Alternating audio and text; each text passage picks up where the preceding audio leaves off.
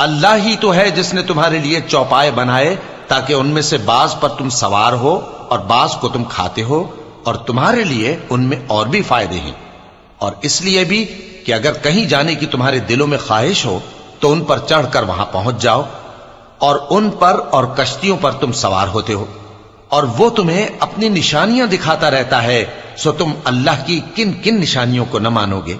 کیا ان لوگوں نے زمین میں سیر نہیں کی تاکہ دیکھتے کہ جو لوگ ان سے پہلے تھے ان کا انجام کیسا ہوا،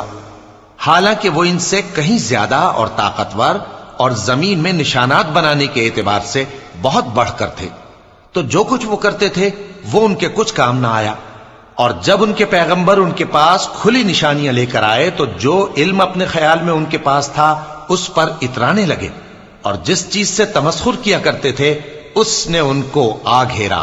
پھر جب انہوں نے ہمارا عذاب دیکھ لیا تو کہنے لگے کہ ہم ایک اللہ پر ایمان لائے، اور جس چیز کو ہم اس کا شریک بناتے تھے اس سے منکر ہو گئے۔